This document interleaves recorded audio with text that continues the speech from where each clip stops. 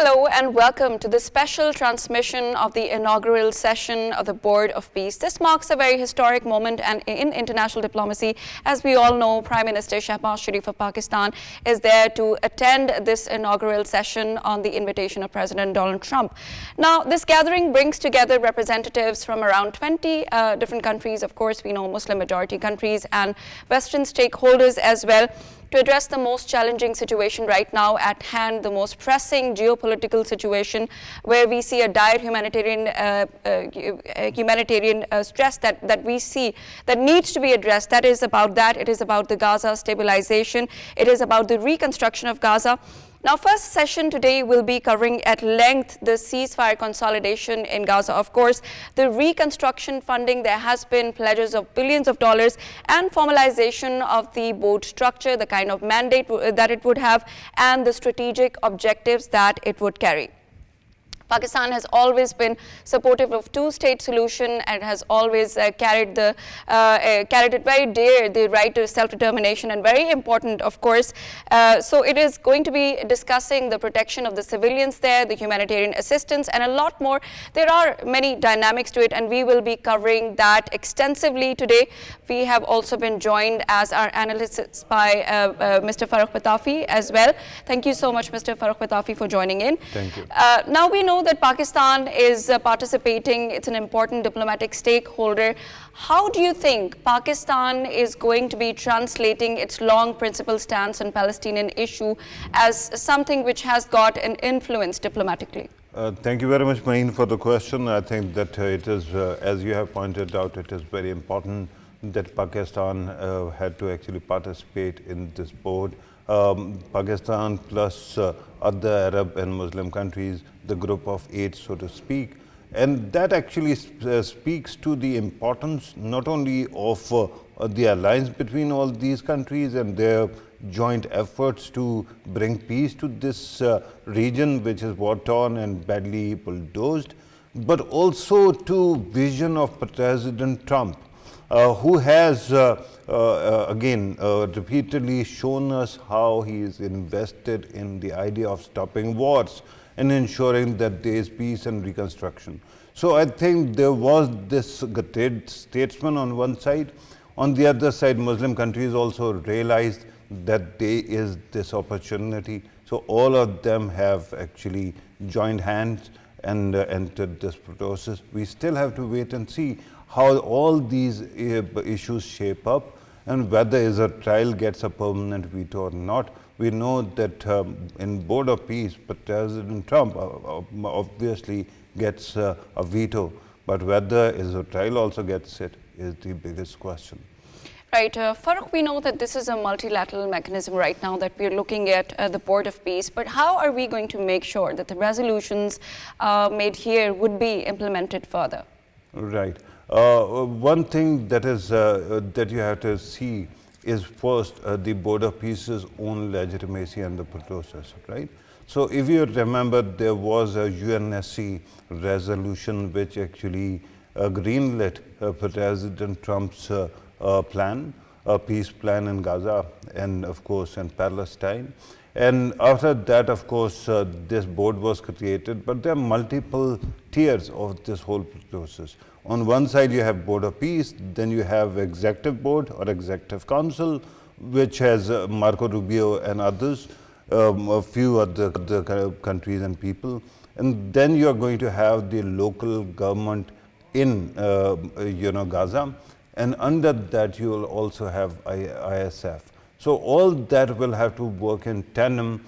Today, what we have to see is first the pledges and commitment, how much can be ensured that the life that was destroyed in Gaza, and Gaza is literally, really in bad shape. So we have to wait and see how the pledges actually come forward and how all the procedures agreed upon. Once that happens, America and other Muslim countries that are there, and umpteen other influential countries, I'm sure that their presence will ensure that this process actually carries forward and it is implemented. Yes, ma'am. So, Farooq, before we talk about the pledges, there are promises of billions of dollars when we talk about the reconstruction of Gaza. Don't you think it's important for this kind of board to have a proper structure, and what would be the mandate like? What would be the strategic objectives? I mean, what would be on the priority list right now? What are we looking at? Right, because at this moment, and remember that there are two aspects of it. Although the mandate that the Board of Peace gets from the UN is essentially about Gaza. And then, of course, when the charter was written and when all the TORs were agreed upon, at that time the mandate was further broadened, because it is essentially a 3-year, body that is going to be around at least for 3 years. After that, if you are a member, you might have to pay $1 billion to maintain your permanent seat. I think the structure and functions are defined, and we know it is essentially, it has one engine, and that one engine is President Trump. And because he is there, and because he is so committed, because he has this brilliant team, I'm sure that other countries that are joining in will ensure that that energy carries forward, and all these things actually translate into structure on ground. You're right now asking about the structure at BOP, right? I'm talking about structure which is really there, out there, on ground, where Gaza can really benefit from all of that. Yeah. I hope that happens, and I hope it happens, but Toronto happens right now. Farooq, there are over 20 countries participating. There are Western countries as well, there are Muslim countries as well, and they might have, different geopolitical interests as well. And it seems like it's a very diverse kind of formation that we are looking at. How are we looking at the unified consensus being established? Right. I don't think that you need actually consensus for everything. That actually sank the League of Nations boat. I think that at this moment what everybody needs is ensure that enough majority supports the proposals, and that can be done. What matters right now is that these 8 countries, essentially as Muslim countries that have joined the board, they have shown that they are really committed to the idea of bringing about peace. And for past 2.5 years, everybody kept on saying that Gaza is being destroyed and nobody is doing anything. When these people actually move forward and they start actually implementing something, and they can have an impact, people start criticizing and shouting doubts. So that I think is not correct. I think that these Arab and Muslim countries which have joined, and other countries also, they will ensure that Gaza's interest is safeguarded. Farooq, when we talk about funds, often it is seen that there are delays, there are transparency concerns as well, and there are blockages when it comes to political processes. How do you see Pakistan advocating for the timely disbursement and for the transparency of funds that would be pledged today in this meeting? You have actually touched the heart of the problem, but then you forget where you are actually going to sit. Prime Minister of Pakistan is actually joining the Board of Peace, right? Who is actually running the Board of Peace? One man who is known for his his specialty in finance and economics, that is President Trump. So anybody who pledges any money and he cannot actually deliver on that, God help them. So I think that all those pledges will be made and all those monies will be released on time, because this administration understands that every reform that takes place essentially has to be focused first on monies and how they can actually bring about changes in people's lives. Farooq, how do you look at Israel, their stance on this Board of Peace meeting happening, and what are we looking at when we, because it has always tried to bring that conflict in and, being that blockage in the entire process. So how do you look at it today? Israel is a mess. Although everybody keeps on actually attributing to it all these mega supernatural powers of a puppeteer, I don't think that is true. Israel's prime minister. I think that is a revenge of history from Israel for the kind of policies they continue to have. He has actually created the political class which has become extremely right-wing, and because of that, people's rights are less important even in Israel. And now they seem to actually not understand how to actually carry on this effort to keep on spreading the forever war. Now, Naftali Bennett actually spoke, and he actually claims that Turkey is new Iran. Why? Because they need another, target or another boogeyman. Yeah. So all that continues, but I think Israel is in very bad shape, and that is because of the policies of the government there. The US government will ensure that whatever pledges are made, whatever promises are made, are implemented. If anybody can control Netanyahu, it is President Trump. Absolutely. Farooq, talking about the actions taken by the Israel, you just said Israel is a mess. And we also know the kind of actions, when Israel claimed and it has approved the proposal of turning the West Bank land into state-owned property or state-owned land.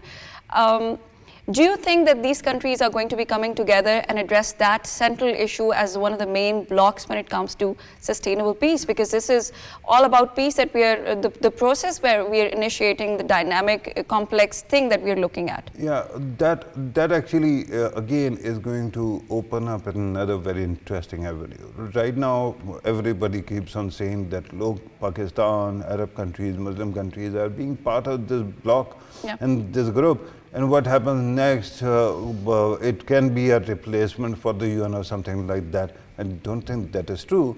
But even then, when everybody keeps on saying that what... Right, we have our correspondent Sana Maqbool joining us from Washington. Sana, thank you for joining us.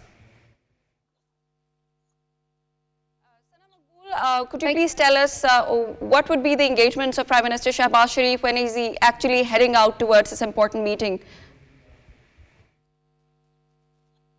Right. So I'm currently at the hotel where Prime Minister Shehbaz Sharif has been staying as part of his visit on the invitation of the US President Donald Trump, and of course to attend the Board of Peace meeting.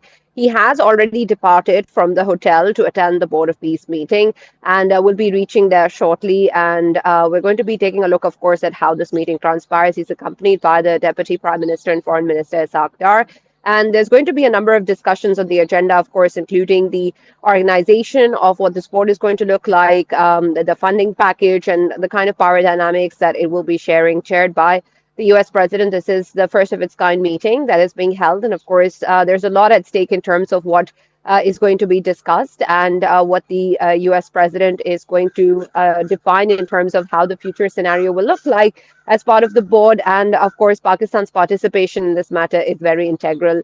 As you're aware, the Prime Minister was earlier in Austria and now he's in the United States. And this is part of a series of engagements that have increased Pakistan's geopolitical position. But the Board of Peace meeting is particularly important because it emphasizes and sets the standards for what is really going to be the future dynamics as part of all the regional countries that are here to participate in this board meeting, and what that would mean not just for Gaza, but the larger international scenarios and also those that are of real interest to Pakistan. Right, Sana. Could you please tell us more about the diplomatic engagements there? There are other world leaders coming as well. There are other world representatives coming as well. What is the situation like there? What is really happening beside Prime Minister Shehbaz Sharif, Pakistan? What else are you looking at there? Well, we so far don't really have a lot of reports on the matter. There are a number of countries that the representatives of which are here. Of course, there are 20 plus members of the board so far, and they're all going to be here to attend the Board of Peace meeting.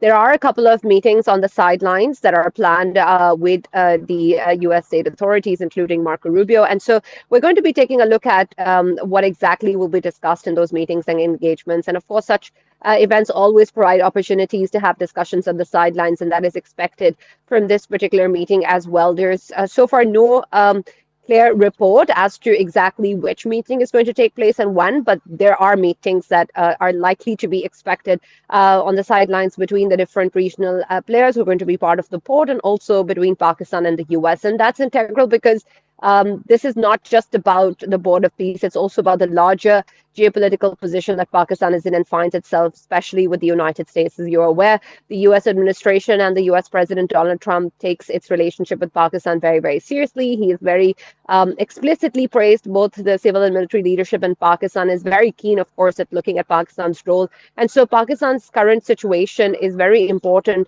in terms of what it will represent and how exactly Pakistan will be able to leverage its own position as part of the board and the kind of discussions that are going to be part of it. What's particularly important also is the expected agenda item that is circling around in diplomatic circles, which is, of course, what is going to be discussed as part of the board. And there are news that there might be a discussion on the issue of Indian illegally occupied Jammu and Kashmir. And if that is the case, that's going to be a big plus and a big win for Pakistan and its diplomatic position. Of course, it's an issue that Pakistan has put forward a number of times with evidence. And of course, it's created a lot of unrest and chaos within India and as part of the Modi regime also, who are really feeling that if this issue is indeed brought up at the Board of Peace meeting chaired by the US President Donald Trump, this will be, of course, a big blow to the Modi regime in India. And of course, is something that is causing a lot of fears among the Indian administration. Could you speak to, the modalities that will actually further be strengthened in coming hours? How exactly all of this is going to actually move forward? What kind of meeting, what kind of leaders, or what exactly is the number of the leaders who are going to participate in the first session, and whether there is going to be announcement of further, inclusion of further countries also in the whole process. Sana. Right, right. Well, that is likely to be expected, but so far, yeah. Yeah, well, that is likely to be expected, but so far we don't have any clear reports on the matter. But that is an expectation that is there in terms of what we're hearing, especially with regards to the 20 plus countries whose representatives are here to attend the first Board of Peace meeting. And of course, this is going to be a defining moment to see whether or not other countries are actually going to join this board or not. As you're aware, there are many who have refused it. There are many who are critical of what the board represents. And there is, of course, what has happened as part of the kind of friction that we've seen earlier between the EU and the United States, especially after the military intervention in Venezuela, and also what the uncertainty around Greenland. We've seen that a lot of the European Union countries, especially, are taking a look at their former alliances with the US, and that's really questioning what the current international order represents. And so we've also seen that as part of the Munich Security Conference just recently, that represents what now the different countries in the international community are talking about, or looking elsewhere perhaps than the West and forming new alliances. And that, of course, is an underlying aspect of this Board of Peace meeting too. But if this board is able to successfully hold its first meeting and really show it to the world community that it's something that's going to add value and is really going to address the challenges, especially in the ways that it's being talked about as a rival, potential rival to the United Nations, that can actually overcome the challenges that the UN earlier had and can bring about and address the current pressing challenges that the world faces in whatever ways possible. That probably is also going to then open doorways and pathways for other countries, because everyone is really eyeing on what this Board of Peace meeting is going to be like and what it will represent. And so if this goes well, there is going to be likely more members added to the group.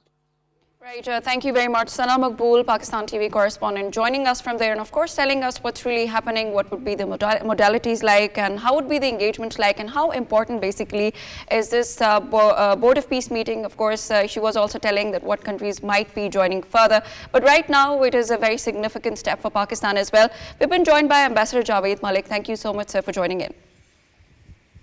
Always a pleasure to join you. Ambassador Malik, when we talk about Pakistan's participation, it is not just holding symbolic significance, it is holding strategic significance as well. What would be the likely outcomes, the tangible outcomes that we are expecting out of this important meeting, and how would we measure the diplomatic success of Pakistan?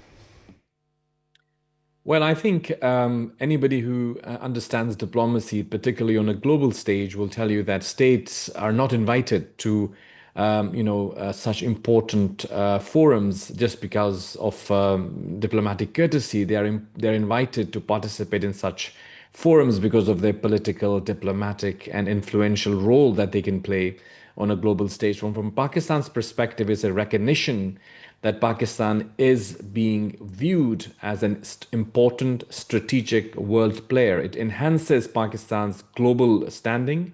And from that perspective, is a diplomatic win for Pakistan. What the objectives of the board will be, we can discuss later. But I think from Pakistan's perspective, it strengthens Pakistan's role on the diplomatic global stage. It also reinforces Pakistan's position as a leading Muslim country, of course, because essentially the peace, whatever is being planned, is for Gaza and Palestine, which is a central issue for all Muslim countries. So Pakistan, of course, is the only nuclear Muslim country, and it has a leadership role. It traditionally. And I think this has been reinforced by Pakistan's inclusion, in this important forum. From that perspective, it elevates Pakistan's role from regional relevance to global importance. And I think that is something which we must recognize. We are not going to be discussing the merits of the board. I mean, we will do it later. But from Pakistan's perspective, I think it's, I see some people in the media criticizing Pakistan. I think they need to revisit their stance. Pakistan's position has been greatly enhanced. This is a win for Pakistan in terms of a global positioning. It is also important to note here that, whether we like it or not, the United States is one of the most important countries in the world, if not the most important country in the world. Irrespective of what people might say, they exude tremendous influence on what is happening around the world. So for Pakistan to be invited into this board, it is something that, we need to appreciate and recognize. Even if you're in the board and there might be issues that people might not like, what other way is there to disagree without being there? If Pakistan is going to be there, Pakistan can take up issues that could be of concern to the Muslim world, issues that could be of concern to the Palestinians. But if Pakistan is not there, if Muslim countries are not there, do you think that will be a better position? I will disagree. I think Pakistan's inclusion, Pakistan's relevance, Pakistan's presence is a good sign and must be appreciated and understood. And I think credit also goes to the Foreign Office and, of course, our leadership, but also to the Field Marshal, Sayyid Asim Munir, for his important role that he has played to take Pakistan on this global stage. I mean, not only in the. So Malik, since you talked about Pakistan addressing many other issues, including the Palestinian issue, but when we talk about the violations of ceasefire happening, especially from the Israeli side, and the ceasefire often fail because there's a lack of political roadmap. So do you think what would be discussed on priority here, because we would be talking about the consolidation of the ceasefire as well, would that be discussed in terms of the political roadmap or framework, or do you think the other important issue, that is the humanitarian issue, would be discussed on the priority? Look at the mandate of the board. It talks about both of those things. It talks about reconstruction. It talks about humanitarian aid. It talks about, ensuring peace and stability for the people of Gaza. But of course, these are objectives that will take time to emerge. This issue of Palestine and Israel and Gaza is not an issue which is recent. It has been there for, decades. All the other mechanisms that exist in today's world, whether the United Nations, whether bilateral engagements with Israel and Palestine, or whether within the Muslim world, the Western world, people have played their role on different frameworks. But the reality of the matter is none of those have succeeded.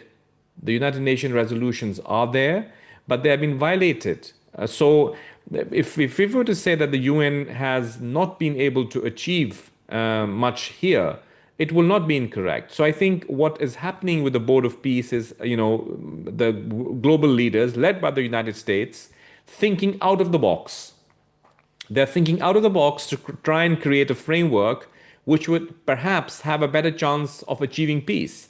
Anybody who is observing or is looking at the situation in Gaza wants peace, wants stability, wants reconstruction, wants humanitarian aid to go there, wants Israel to adhere to the UN resolutions, to stop its violations of human rights, to ensure that the people of Palestine are given their due rights.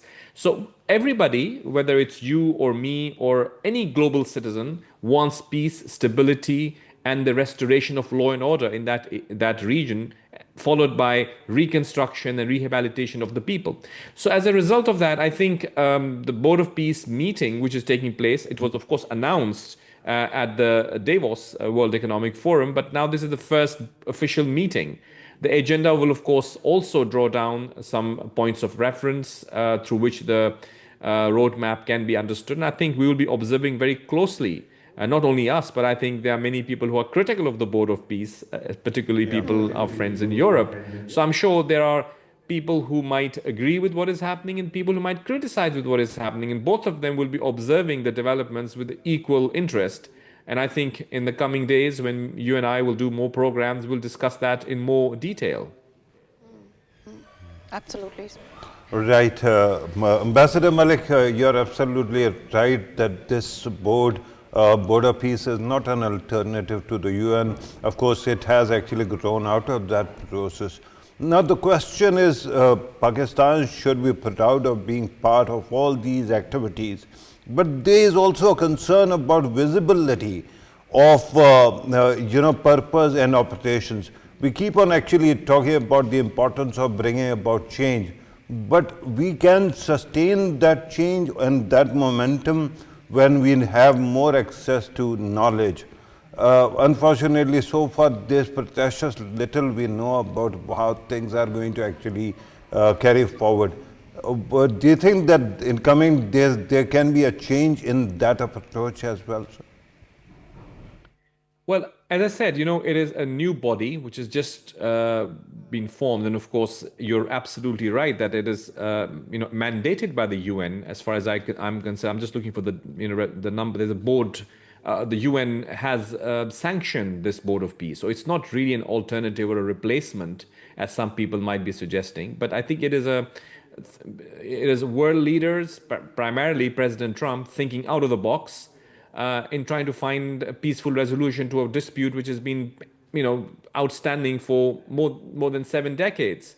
So I think any effort towards that peace, if we can achieve that peace, should be welcomed. It might not be an ideal forum. It might not have all the relevant stakeholders at this stage. You have people within our friends in Europe who have given some critical views about it, and we totally respect their analysis.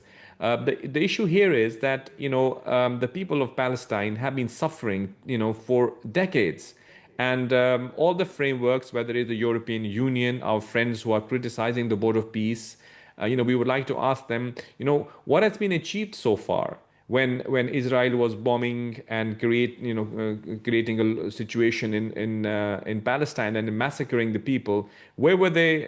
What were they doing? They could just make statements, right? They couldn't really stop that from happening. So here, if some countries are getting together and trying to think out of the box and create a framework which can hopefully, it's called the Board of Peace. So we have to take it at face value. It's always good to criticize things, but let us give them a chance. Give them a chance. Give them the benefit of doubt. I mean, there is a lot of cynicism around, and there's no harm in being cynical sometimes, because people of Palestine have been suffering for a long time. But the name of this board is a Board of Peace.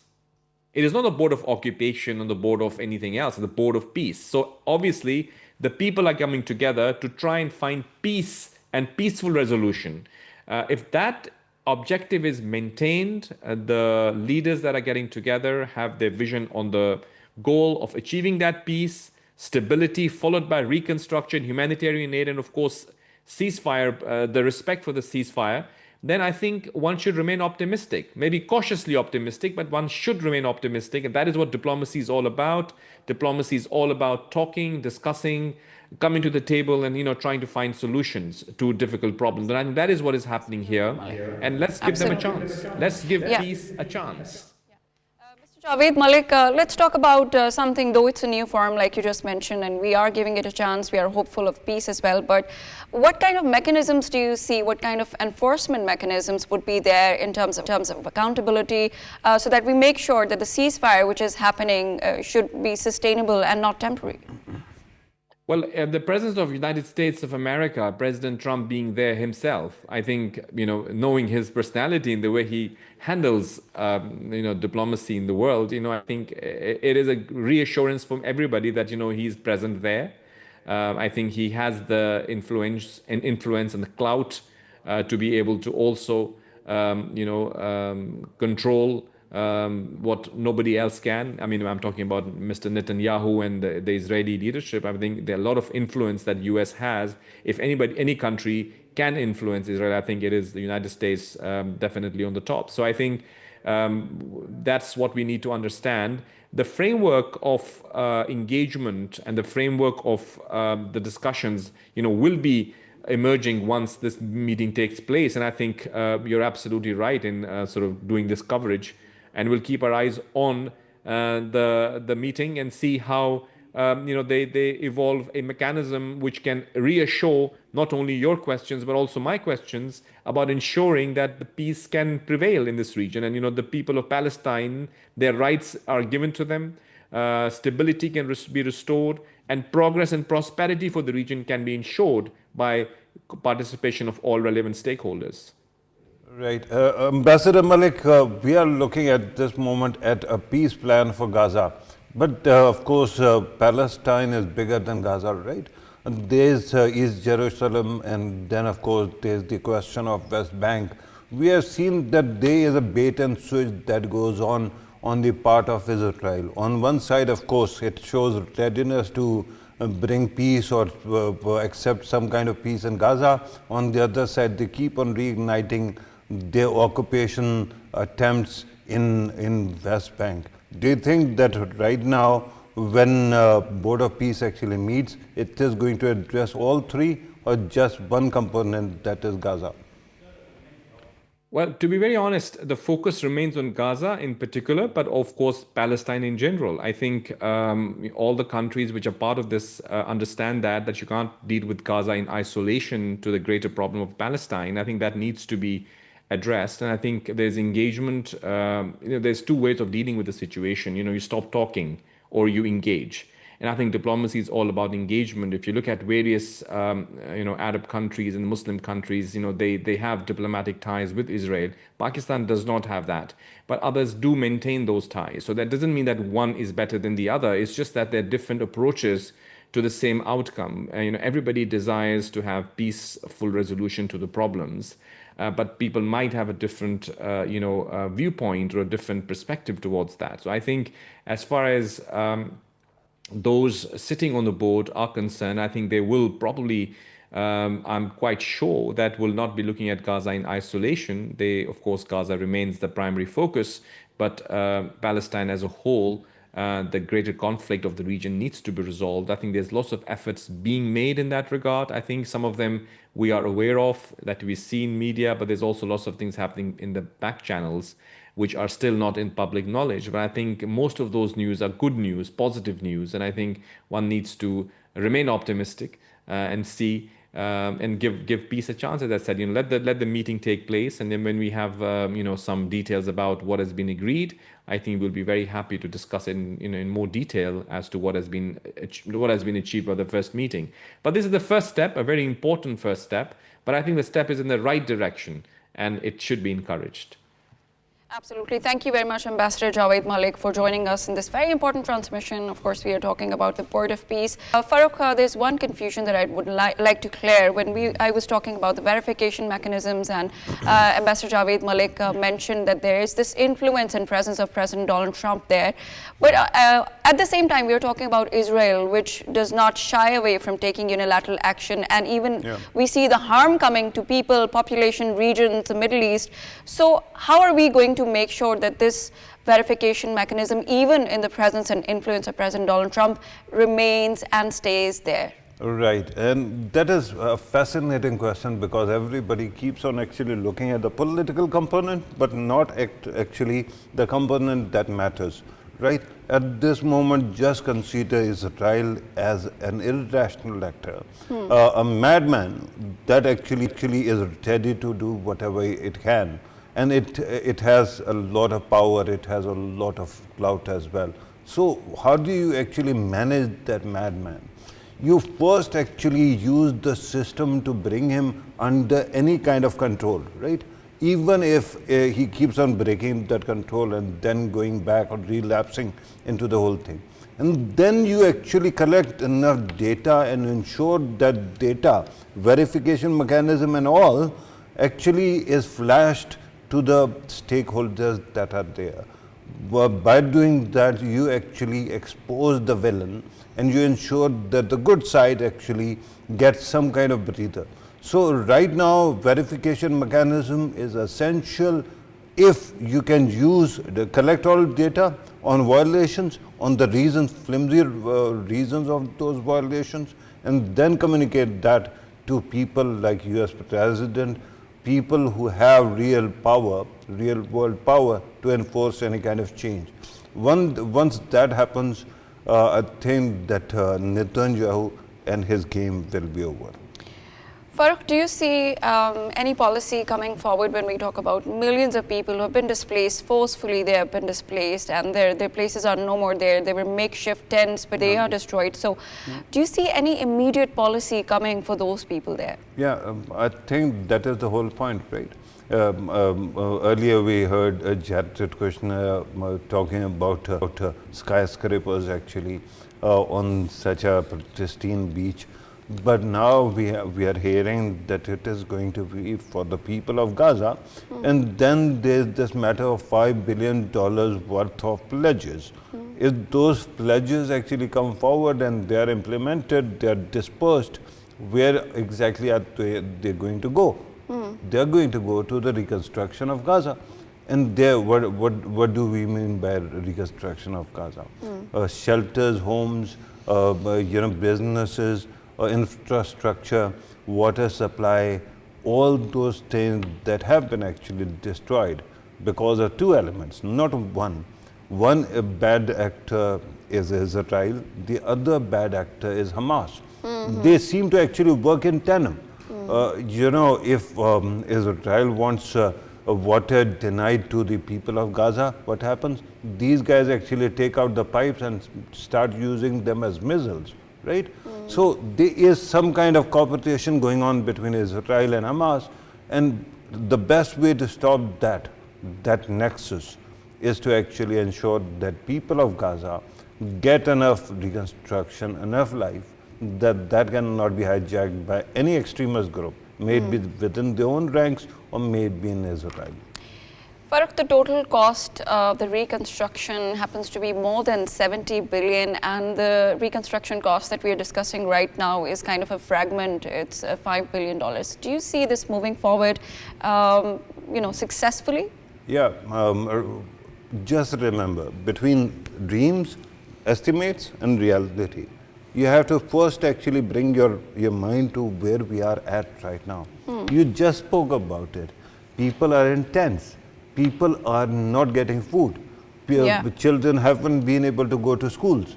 So first, these $5 billion, much more than whatever UNRWA was getting, will ensure that there is enough momentum, enough reconstruction to bring back basic life. Of course, then the monies can flow in, and there is going to be huge Marshall Plan like solution that is going to be there. Border peace, if you want to actually compare it with something, it can be compared with Marshall Plan. Farooq, when we talk about monitoring mechanism, ensuring that these mechanisms are in place, we know that journalists have been killed, they've been targeted and killed. We know that international organizations have been halted, they have stopped functioning there. So what kind of monitoring mechanisms are we looking at? I mean, are they going to be established something like a new structure, or we are looking at the international organizations going back there again and reporting? Yeah, international organizations have already started going back because now all those doors that were actually closed, crossings into Gaza, they have been opened, right? Yeah. So there is access. But right now, you have to remember how this process actually goes forward. The body that is going to govern, Gaza for now, interim body, it is essentially going to be a technocratic setup. Yeah. People who are actually from the very same bodies that you have actually mentioned, right? So they are Palestinian. So they are going to ensure that there is enough visibility, transparency, and access to resources, and naturally, earlier when you were talking about accountability, you put this question to Ambassador Malik. I was wondering whether you know how much accountability is there regarding UN itself. Yeah. There is no outside accountability. UN actually holds itself accountable, nobody else does. So it is not UN body. There is no bureaucracy. It is clearly a political and economic player, right? So when that happens, what do you get? You get more visibility, you get more accountability, and whosoever is paying monies, they want receipts and accountability for what they have paid and how that money was implemented or used. So with that, I hope that in Gaza, things are going to improve incredibly. Right. We've been joined by Mr. Khurram Shahzad, the journalist from Washington. Thank you so much for joining in. My pleasure. Thank you for having me. Mr. Khurram Shahzad, this is a historic moment we're looking at. Pakistan is going to be very much a part of the founding members of this Board of Peace. And we've also talked to our Pakistan TV correspondent, Sana Maqbool, who was there. You're also there. So tell us what really is happening there, what is the environment like, and what are the engagements of Prime Minister Shehbaz Sharif? How soon is he going to be joining there? And how soon are we going to be listening to the address of Prime Minister Shehbaz Sharif? Sure, it is going to be happening in the next 30 minutes. I'm already in Washington, and the whole environment, the whole Washington is celebrating this summit. And the reason is President Trump, who is taking the lead on this peace process. He claims, and he has been saying that, I'm going to make sure that this peace complete within my tenure. And $5 billion is he already pledged in the effort of humanitarian and the peace process. So this is going to be a huge, a step towards the peace in Gaza, especially when he's coming from Washington, because when Washington decides something, things happens. So we are all hoping that this happens in the favor of Palestinian people, because none of the representation is coming from Palestinian people. Eight Muslim countries who are expected to be taking a lead in this venture. None of them are representing coming from the Palestine. So this is going to be one criticism coming from different stakeholders. And the second part is many people are claiming, and many people are saying the selective, members of 22 members, they are very selective, and there was not consensus across different countries. So that is going to be another challenge, that who's going to take what responsibility, and how the donor will drive it, because the whole effort is driven by the donors. So $5 billion USF pledges. Other donors are also already pledged their interest into this peace process. Who's going to take lead, and what are the influence of those donors into this peace process? Because Israel, we have seen it. The Gaza ceasefire, they violated it almost every day.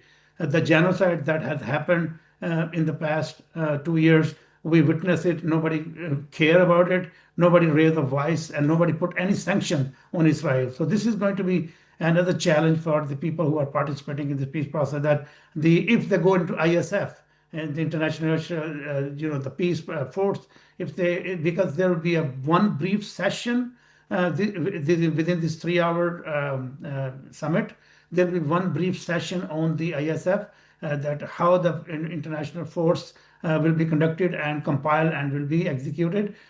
How the conflict between the Israel forces and this ISF will be forming, and what are the boundaries? Because most of the think tanks believe it will be a huge setback for the Israeli forces, who has been committed crimes all over the place. And now this international force will be there. How this will be impacting their authorities. So this is going to be a huge challenge for this summit to execute the way they have envisioned it. But since this is on one thing that everybody's on board, everybody believe that this will be a good effort in the favor of Palestinian people, because at this moment there is nothing on ground to secure food, medicine, education, hospital, anything on the ground.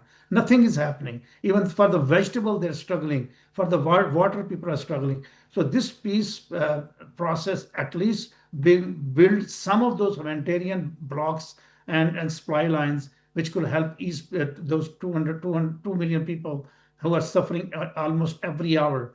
Prime Minister Shehbaz Sharif, he is expected to speak after 1 hour, and there will be 3 more engagements after this summit.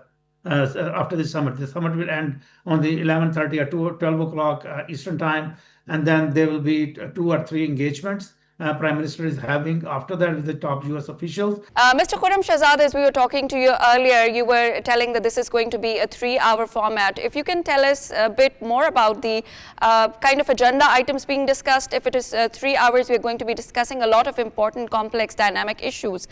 So what are we exactly looking at? So there are threefold agenda so far given to us, to the media. And the number one for the peace process, how the peace process will formate, and what is the structure of the peace process. So that is the fundamental of the summit. The second one is the humanitarian crisis and political stabilization. How the on ground the human crisis and the other crises which are happening, how we will counter those crises, and how the new political government will look like. Most of the time, most of the people who have seen the agenda, they're saying the second part, they are going to be the technocrat government. They will build a government based on the consensus of all stakeholders of this board of peace. The third one is which is going to be one session, is the formation of the forces, the ISF they call it. So this stabilization force, international stabilization force, they are going to discuss on that, and the primary reason for that is the concern from the Israel, because Israel has already showed this concern and say that they will retaliate it, resist it, but the ISF, because our forces are already on ground. One of the things that people are taking very seriously, the combat situation. If this international, because this is a war zone, so this ISF gets into a war zone and the combat situation happens, who will take the ownership? What are the damage which could be expected, and how to remediate, or what are the ways to de-escalate if tension rises in the presence of Israeli forces and ISF forces. So this is going to be the 3 sessions. So basically, the President Trump is going to take a lead. Complicated, right? When we were talking about Israel as well and their complexities, and that might be presenting a blockage when it comes to international stabilization force. But let's talk about the technocratic government that you said would be at the center of the Palestinian side. Are we talking it from the perspective of the Palestinian people? Are we really looking at the true political representation from the Palestinian side? This is where China and Russia have taken a position, saying there is no the model they have given to this board of peace. It has no representation for Palestinian people. So far, the technocratic government, most of the members of this technical government, which are given to this board of peace members, they are from Palestine. They have the roots in Palestine, and they have representation in Palestine. But how much they represent the people of Palestine, some are coming from Europe, some are coming from UK, some are coming from the America, and they're going to be the part of this technocrat government. So this is going to be the new political setup. They are saying that this will be a phased transition. In the first phase, we will have international Palestinian going in for Palestine, taking a leadership role and executing the agenda of President Trump. Then, according to the government documents, the second part will be working with the local bodies, developing the local bodies and bringing them into the political stream minusing the Hamas in all phases. So this is going to be the second phase. And the third phase is total transition of the power to the people of Palestine. So far, none of the stakeholders, none of the parties, they believe this is a realistic approach because of the Israeli oppression. Because Israel will never have a true political, a true working government model in Palestine, because they all wanted to have a fragile model in Palestine. So people always struggle and they stay below the poverty all the time. So this is because of the Israel. Everybody believed that this is going to be very challenging to develop a political structure in the presence of a very aggressive behavior of Israel, and there is no accountability. If you look into the true figures and true perspective of existing situation, Israel is above the law. They are breaking the law. They are committing genocide. They're committing anything you name, and nobody is asking question other than just a political statement that we condemn it, and there's nothing else on ground is happening. So in the presence of existing structure, everybody question how the Israel already, since Israel already objected it, how the Israel will guarantee that the people will not, people from America, UK, and Europe, they are going to be the part of this technocratic government, how they will not be attacked by the Israeli forces, and the target killing and all those things will not happen. Who will assure that? Who will guarantee that? So this is a huge question mark in the existing, threefold agenda they are coming into the Board of Peace meeting. Absolutely. Khuda Sahab, I'm glad that you have actually focused on what Israel is doing. Repeatedly, while we keep on calling it a ceasefire, we have seen repeated violations coming from Israel. And there seems to be a limit to how much the US can actually nudge Israel in the right direction. So what happens in coming days is important.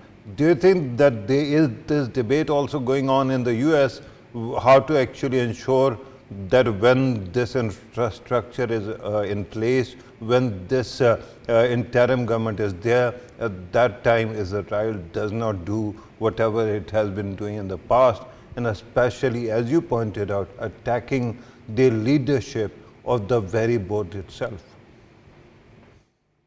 You have raised a very good question. This is always the case when we go to think tanks, when we go to the White House and Pentagon for the same briefing. When we go there, and this question always raises, and who put the barrier, who will bring into the bracket to the Israeli aggression? And there's no question, because the lobby here in Washington is so strong.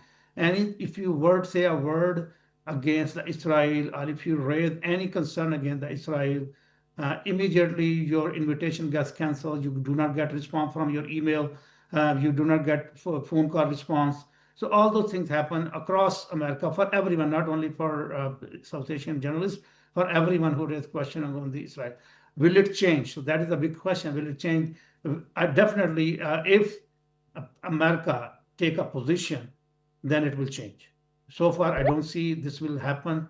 And everyone's saying that if we establish a technocratic government, a political structure, who will guarantee their security, and they will stay intact, and they will not blackmailing, and they will not be kidnapping of those political leaders moving forward.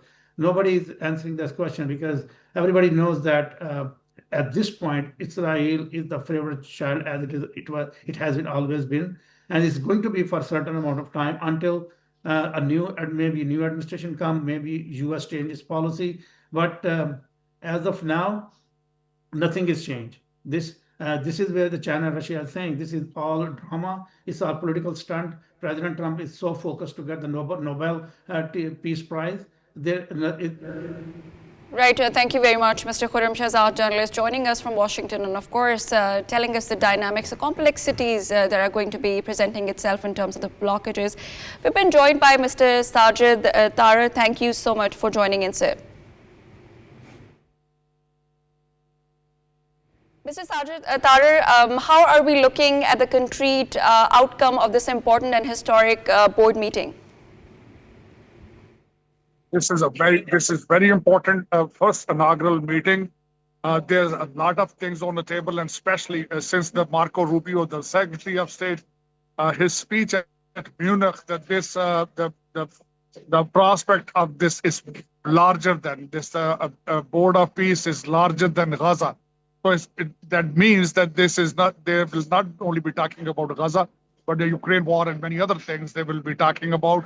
But particularly this first inaugural meeting, I believe that two things are on the table: the ceasefire in between Palestinian and Israel, and second thing, restoration and construction of the Gaza. These are the two main topics, and I believe the participation of Pakistani Prime Minister is very important to represent the region and Muslim countries. 14 countries, those have joined this peace, Board of Peace, but the many other countries are thinking about it. There are a lot of speculation that this may be alternate of the United Nations, which that Donald Trump has made that clarification. But at the same time, the system those have been created after the Second World War in 1945, like United Nations, NATO, World Bank, IMF, and many other organizations, they have become toothless. They have been not playing a key role. So I believe the Board of Peace will be a very important group of people who will be deciding about region, especially the Middle East and the Islamic countries, particularly the Gaza at the moment. So I believe this participation of Pakistani Prime Minister, it is very important. The leadership role in the region and Islamic countries. Imagine about it, a couple of years back, the one Prime Minister kept waiting for the call from the American President, Joe Biden, which never took place. And today the Pakistani Prime Minister is representing not only Pakistan, but the entire region and the Islamic world. Sajid Tariq Sahab, you are, when it comes to the US and world politics, you are something of a visionary. You created Muslims for Trump back in 2015 when most Muslims were not actually moving in that direction. So you understand politics, American politics, international politics as well. The question is that we have seen many false starts when it comes to Palestine and when it comes to Gaza. What gives you this satisfaction and assurance that this time is going to be different and Israel will not be able to worm its way out of the whole setup and once again destroy peace? First of all these conflicts, the Donald Trump inherited them. All these conflicts, those started Donald Trump 1.0, he never had them. So the thing is this, Donald Trump, since he came up, he is trying to resolve them. He is trying his best. He's the first president who's a non-traditional, who's not a traditional president. He has been directly engaging with Houthis, directly engaging with Hezbollah, Hamas, and right at the moment, not only this, the day before yesterday, Marco Rubio, the Secretary of State, has said the President Trump is willing to directly engage with the Khamenei, the leader of the Iran. So it's not he's trying his best to achieve all the targets he has set up. But unfortunately, it's not that easy. He has a lot of pressure from the other parties like Israel. And right now, in recent weeks, you have seen the president of Israel, Bibi Netanyahu, who has visited Washington, D.C., had met President Trump, and he has created a lot of pressure for Donald Trump at the same time. But Donald Trump is determined to restore the peace in the world, and he's trying his best. Like I told you, even that this is one of the big effort from him creating the Board of Peace. Imagine just a year back, we had a president in the country who was called the auto pen president, who was not even then able to sign an agreement or contract. Barack Obama was sitting on the seat and he was making most of the decisions. So Donald Trump is a unique, is not a traditional president. He's not a typical politician. He's a leader, and he's determined to bring the peace to the world. Absolutely, Sajid Tariq. Also, if you can mention, there are different stakeholders on the table. There are diverse stakeholders who have got different geopolitical interests, of course. How are we looking at establishing a unified or actionable consensus right here? Frankly speaking, right now, the countries, 14 countries, they are with Donald Trump. They have a complete confidence in him. They agree with his policies, and I see the scope of this Board of Peace. in expansion. There are a lot of countries will be joining in the coming days. Matter of fact, the President Putin has pledged something. He is there. Even then, the invitation was given to him. So I think this is a very positive sign that President Trump is looking differently. He's trying to bring the peace, and he's trying to bring the confidence among the NATO allies or American allies. So he's trying his best to play a key role. Imagine about it, last 12 years of American presidency was one of the worst, 8 years of Obama, and then the another years of Obama. And the four countries have taken a big advantage of the American weak foreign policy: China, Russia, Israel, and India at the same time. So the job is not that easy, but Donald Trump is working hard. And there are many countries, they have still, like Turkey and Egypt, they are working with them. Saudi Arabia, Qatar, and UAE, and all other countries, they have shown their faith and trust in his policies. So his groups is strong. I mean, even then among the Islamic world, he has a lot of support behind him. You're right that while Russia and China were invited, although they might not be on the board, but we have seen that Belarus is there, which is very close to Russia. Similarly, Pakistan is very close to China, and it is also on the board. So there seems to be, you're right, America is once again respected, and that is why other countries want to actually play ball and support the vision of President Trump. But there is this concern that media keeps on litigating that, of course, President Trump has a limited term in office, that is 3 years. All the bad actors can outlive that term and then do whatever they want to. Would you care to actually answer that concern? Right now, Donald Trump is facing some criticism from the European allies. But here at this moment, imagine about it, the Europe, first of all, they cannot do anything by themselves. Their defense is so weak. Their weak leadership has destroyed the main fabric of Europe, the welfare system and the weak borders, weak immigration systems. Look at this right now. They are not worried about Ukraine, but they're worried about the Greenland. They are not worried about the Crimea. They are not worried about Odessa right now. It seems like the Ukraine has become a landlocked country. They are not concerned, and they're still buying the oil from Russia. So imagine about it. And they're criticizing Donald Trump regarding Greenland and many other things. But the Donald Trump, like I told you, he's trying his best. It is planned to meet President Xi in April. And a very positive thing took place in last week. Our Secretary of State Rubio has met the Chinese foreign minister.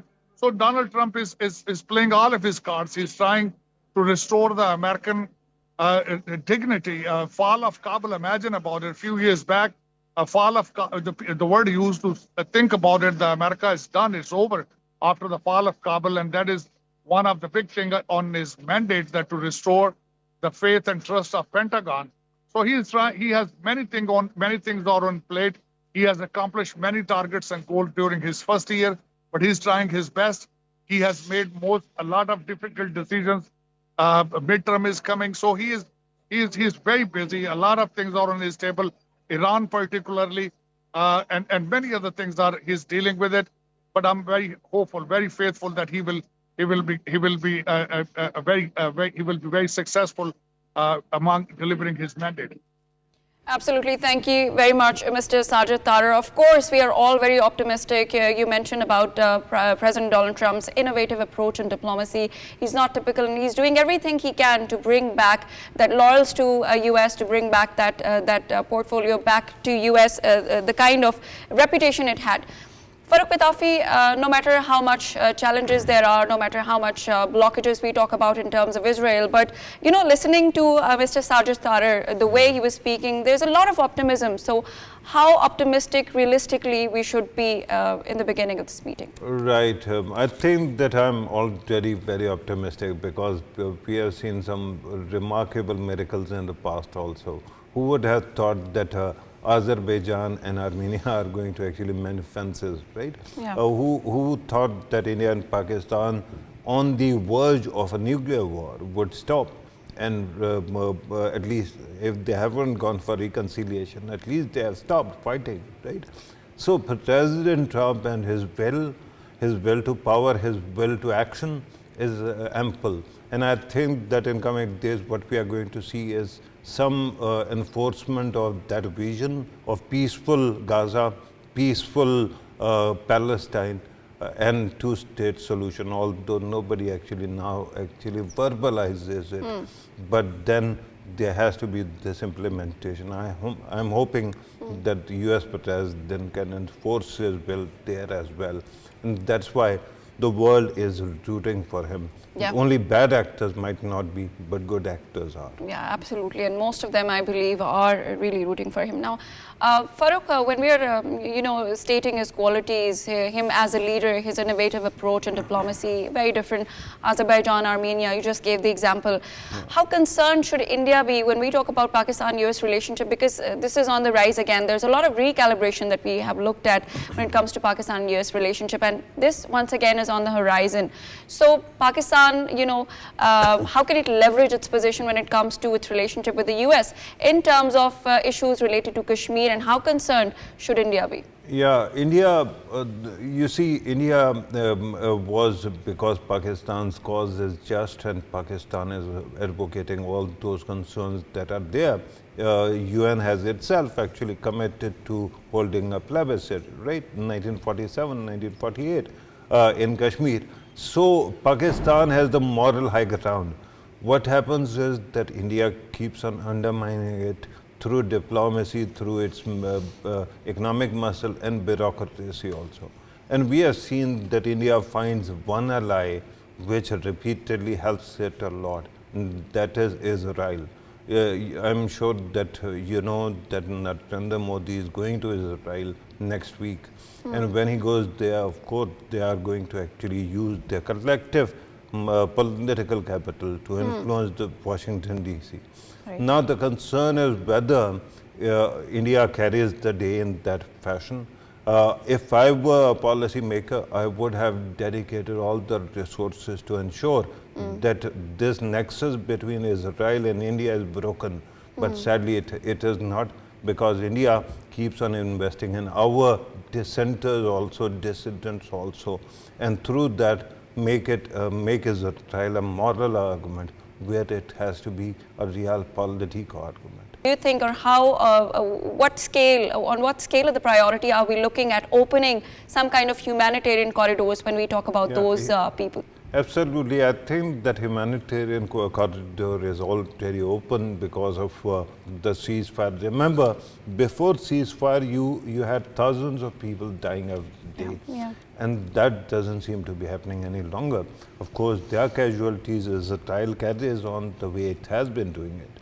But you spoke about, President Trump's vision, and then you also spoke about Pakistani leadership. Yeah. Not to take anything away from President Trump and his vision, I think I cannot even begin to tell you how proud I am of Pakistani Prime Minister, Pakistani Army Chief, or CDF, because the way they have actually played their part in his history-making episode of our lives, when they are actually not only leading forward the voice of conscience, but they are also rallying together other Muslim countries.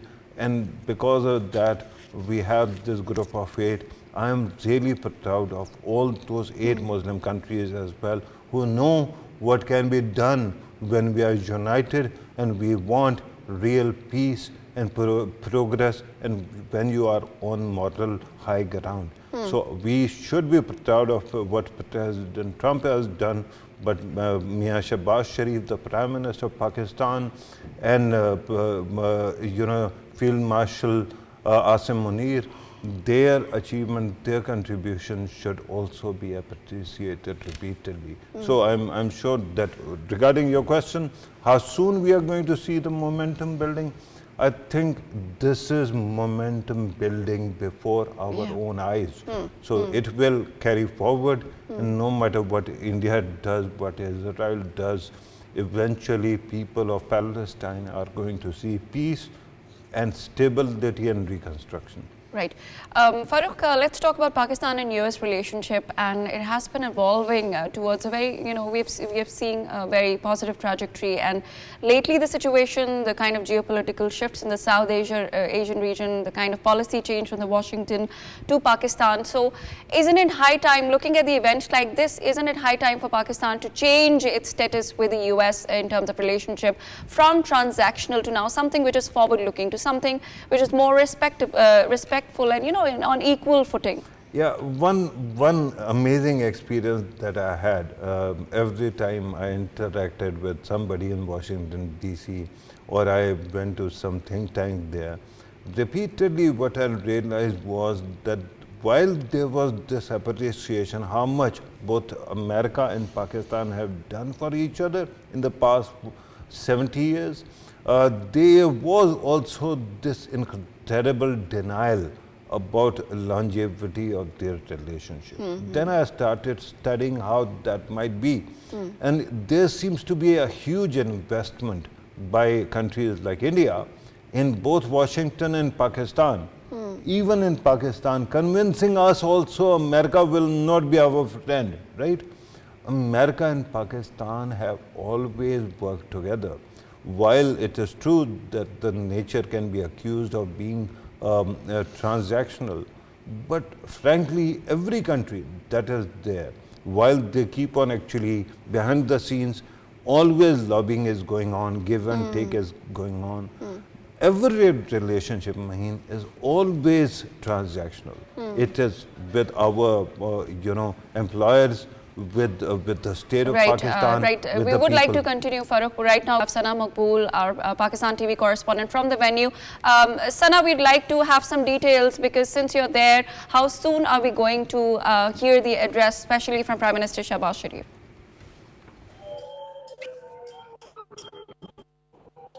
Right. I'm standing outside the Donald Trump Institute of Peace. And as you can hear, there's a lot of police and security arrangements right behind me. We're already expecting a lot of the delegates to join in. Of course, Prime Minister Shahbaz Sharif has already arrived. There are a number of others that are still arriving. And so once everyone has already gotten together at the venue, we're going to be expecting the Board of Peace meeting to start shortly. And then, of course, after that, we'll be looking forward to the address of the Prime Minister as well. I'm here right now outside the venue of the Donald Trump Institute of Peace, where this very important historic Board of Peace meeting is being held. And we're expecting, of course, this meeting to be very important in terms of the kind of agenda items that will be discussed and how it's going to define what the future aspects of this board, and of course the way that it's going to represent the different international community members and the kind of challenges and conflicts that it hopes to address, particularly that of Gaza as well and others. But right now we're just looking at a lot of the delegates to be a part of this meeting arriving, and as soon as everybody is here at the venue, we're expecting the board meeting to start shortly. Right. Sana, also tell us a bit about the format of the meeting. We've heard that it is going to be a 3-hour-long meeting, and what are going to be the agenda items once again for the viewers? Right. So what we're expecting, of course, is that the chair, the U.S. President Donald Trump, is going to be addressing the first Board of Peace meeting, and then each delegate will also get to address the Board of Peace meeting. And then, of course, the major aspects that are reportedly under discussion are the organization framework of the board, what it's going to look like, how it will function, what the different members of the board are going to be putting forward in terms of their input and the kind of role that they'll play. There's also the International Stabilization Force which will be on the agenda as to how it will to participate in it and what it's going to look on ground, especially in terms of the current situation in Gaza, and how, from what the U.S. brokered back on the 10th of October in 2025, we're going to now move on to the next phase of this peace deal, and to see how exactly the board can contribute towards the momentum that needs to exist now to fully implement the peace plan in letter and spirit. And then, of course, there's also on the agenda the discussion around a funding package and how exactly different members are going to contribute to that. There's also, of course, the larger sense in which a lot of the countries around the world are eyeing the Board of Peace in terms of whether or not it can truly present a challenge to the United Nations. It can actually be a way forward for the kind of issues that the Security Council is criticized for, especially in terms of veto powers and its inability to really fulfill its obligations or hold countries accountable for violations of international norms and traditions. Whether the board is able to do that or not, of course, remains to be seen. But that is likely something that the international world leaders are going to be keeping an eye out for as they see the board's proceedings. And it's the first meeting, so it's really going to set the tone for how the board is going to function and what it's going to look like. There's also reports of course, the issue of Indian illegally occupied Jammu and Kashmir to be on the agenda too. And if that is the case, of course, that's going to be a big win for Pakistan to have this issue being discussed on the first Board of Peace meeting in Washington, D.C., headed by the U.S. President Donald Trump. And that's already has already stirred a lot of chaos in India and in the Modi regime, who are of course, really fearful of this issue actually being brought up at such a historic platform. But that is something that is expected. And so it remains to be seen whether or not that happens. And we'll be here to look at the kind of discussions that take place and what comes out of this Board of Peace meeting. Right.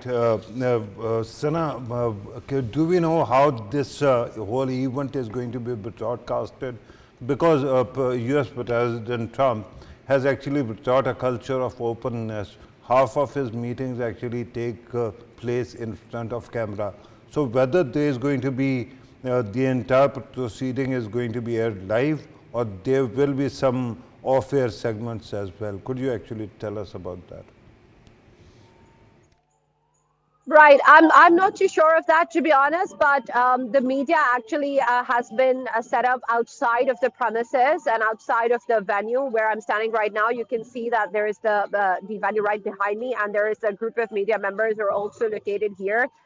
So we don't really have a lot of media inside the venue at the premises, but we are aware that there will be a live broadcast of the speeches. So hopefully that will be something that we'll be seeing. But any other discussion as part of the board proceedings, the international media is not allowed inside the venue right now, as it happens. But I'm sure that the White House will be sharing it further for the dissemination to the international community. Right, Sana, you are outside the Donald Trump Institute of Peace, and here we are looking at the representatives of different stakeholders who would be participating. How are you looking at the possibilities of opportunities with Pakistan when it comes to the bilateral relations with the US, or having different meetings with the other counterparts regarding other regional issues, since you mentioned Kashmir as well? Right. Well, as happens in any of such events, there are a lot of expectations on the sidelines that can possibly take place. So meetings are expected to happen on the sidelines. We don't have official confirmations of whether or not they're going to happen, but they could possibly happen with the U.S. authorities, including Marco Rubio, and there's going to be engagements with different countries as well who are going to be present. Of course, 20 plus countries and the representatives are here as part of the Board of Peace meeting. So that's always something that's likely going to happen. And of course, the Prime Minister is here on the invitation of the US President. And we know that Pakistan and the United States have a really close relationship, particularly under the Trump administration.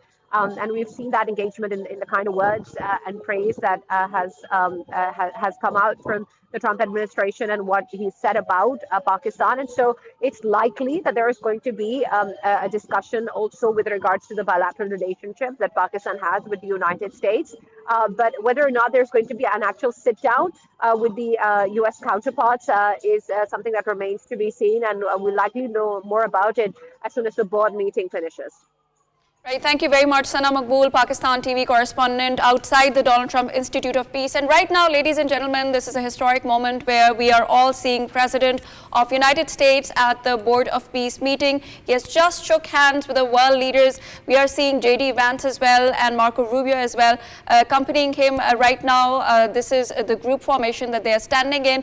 And while we were talking to our correspondent, Sana Maqbool, these were the visuals playing live on screen from Washington where where we saw President Donald Trump arriving at the venue and shaking hands with different world leaders. We can see the leaders of the Arab countries as well. There are 8 Muslim countries which are participating in this historic Board of Peace meeting. Of course, the central agenda would be Gaza around that, and there would be a lot of other things regarding reconstruction of Gaza, but there would be opportunities for Pakistan where it would be engaging on the sidelines of this important meetings with the other world leaders about the other issues as well. And also our correspondent Sana mentioned that we have stirred quite a lot on the Indian side, because there is a possibility that Pakistan would be talking about Kashmir as well. Pakistan would be leveraging its position with the United States, and right now these are the live visuals on your screen where you are looking at the very unusual, at the very historic, at a new chapter in the world history, where we were already talking about the traits of President Donald Trump, as what kind of a leader he is and how kind of unprecedented examples he is trying to create here. And Farooq Patafi, as you were giving us the example of Azerbaijan and Armenia, there are other examples of Pakistan and India as well. And this institute is rightfully called the Donald Trump Institute of Peace. Yeah, no, you're right. And while we were talking about other examples, Cambodia, Thailand is one example. Umpteen other examples are there. So right now what we are looking at is a lot of American president's cabinet, and I see the chief of staff also there, and various other influential members of the US government, and then of course all these leaders, and we are waiting. We are waiting, of course, for the historic address, especially from the Prime Minister of Pakistan, Shehbaz Sharif, as well, alongside other world leaders. And we're really hoping that something would bring about a resolution to the conflict of the Middle East that is ongoing. And this is very historic and unprecedented in many ways. It has got many dynamics to it. It is a very complicated situation. But since we've been talking from the beginning of this transmission to different analysts and different journalists as well, and there's quite a lot of optimism in their tone, and they're really hopeful, because they're of the view, in fact we are of the view, that let's give peace a chance. This is kind of an unprecedented move from President Donald Trump, and Pakistan has made strides when it comes to the foreign policy, when it comes to diplomatic success, and that is the only reason why we are looking at Pakistan being the founding members of this inaugural session of the Board of the Peace. These are the live visuals from Washington, where we just witnessed President Donald Trump arriving at the venue. And after that, he was shaking hands with the world leaders, of course, meeting. And there are going to be agenda items that are going to be discussed regarding Gaza situation, how to reconstruct, what are the kind of pledges that we're looking at from a monetary point of view, of course, and from the political representation from the Palestinian side, as well, as Farooq Patafi was mentioning. It is going to be a technocratic governance, but at the same time, Farooq, there are blockages as well, and there was one question that was in mind. Since we're all optimistic about peace, we are hoping. But do you think at this stage we should be optimistically, or we should be cautiously rather optimistic, or very openly we should be celebrating this moment? Whether we should be cautiously optimistic or optimistically cautious, actually it depends on how things are going to unfold. But hey, here's the fact: what we have seen so far actually merits some kind of hope and some kind of reason to actually keep on looking at the brighter side, because for 2 years, Maheen, we have repeatedly seen how people were being destroyed, their lives were being destroyed, and then along comes US President, and all of a sudden there has been the ceasefire. So if there's the ceasefire, and while there are many upsets, as you keep on pointing out, in the end we have seen that there is somebody who can manage all these crises and somehow move in the right direction. Also, the picture that we are seeing, this is usually the customary for group photo before an event. 20 years down the lane, 30 years down the lane, when people will look at these pictures, they will actually think that here history was written, Yes, and history is here in the we have making. our Prime Minister also. Absolutely. We've been joined by Dr. Zulfikar Kazmi from Washington, D.C. Analyst, thank you so much, Dr. Zulfikar Kazmi, for joining us. Very welcome, Maheen.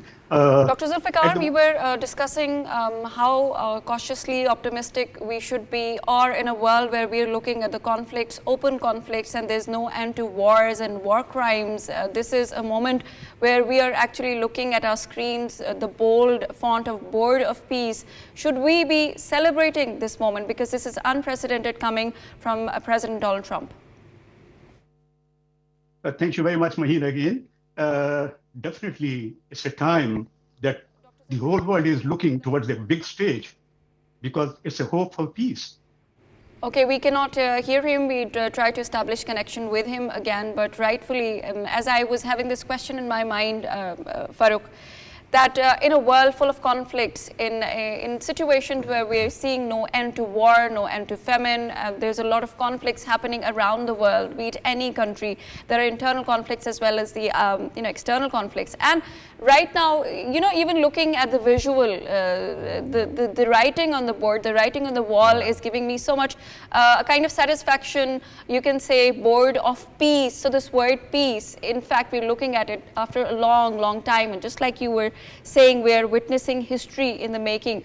So shouldn't we be celebrating this moment? Yeah, we are celebrating actually, but you have actually very correctly pointed out something that is quite intriguing, and that is the font on the board, Board of Peace, and the way it is presented, and all the colors, and the way composition is actually there.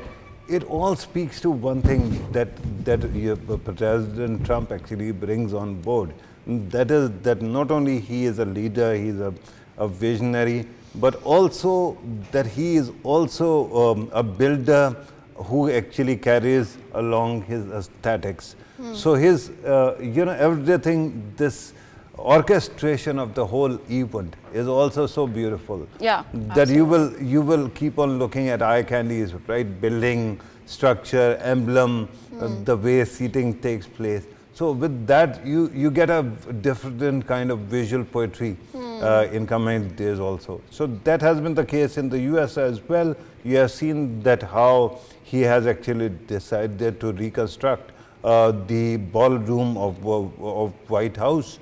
And with that, of course, a lot of changes are taking place.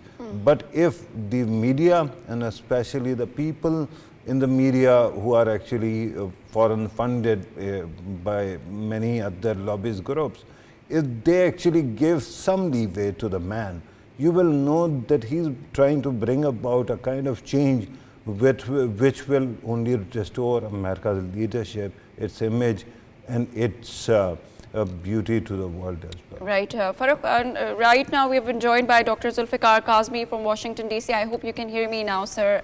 Thank you so much for joining in. You're welcome, Maheen. Dr. Zulfikar Kazmi, we were right now talking about this very historic event. We are talking about history in the making. We are witnessing that, and Pakistan is very much a part of the founding member of this inaugural session. How are you looking at this historic event, and what are the outcomes that are being expected here? Actually, the whole world is looking towards that stage, and that is the biggest stage, and there is a hope for peace, because people who they are sitting over there and who they will be, talking about the peace, world peace, is very important. Even it's very fragile, because in the agenda, the next stage of Gaza peace will be discussing. That's how will be the next stage, because they are thinking if the Hamas will be controlling the Gaza, then how the peace will be. So there is a hope, and hope is not only for the Gaza, even for those conflicts which world is facing now. Maybe the Kashmir conflict will be discussing in the later sessions, So this is something that we need to see, that how this important meeting is going on. And definitely Donald Trump has laid down a way where people should think about that how they will be moving on it. It's the right path, dialogue, bilateral relationship, and there should be something constructive, and people should understand that only way to peace is dialogue, and way to peace is this kind of initiative. And Board of Peace initiative is indeed, it's very essential for the world peace. So I think that today, what Washington is witnessing and the whole world is witnessing, it is very important. Gaza needs peace and reconstruction.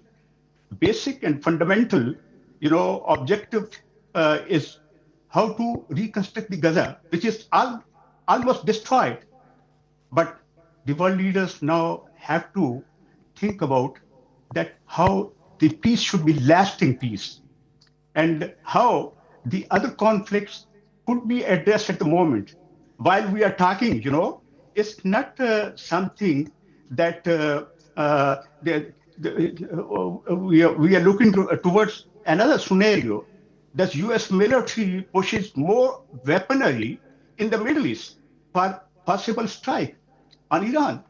So these are the things that maybe the world leader will have some ideas that how the negotiation will go through in a positive way and what should be the outcome of that one. Yesterday, in American circles and in Washington, D.C., they were thinking, and at this time, when the Gaza board peace is meeting, while America is going for a war. But Donald Trump said that our first preference is how to maintain peace in that region through some treaties, through some peace agreement, and how the Iran and America could involve for a lasting peace.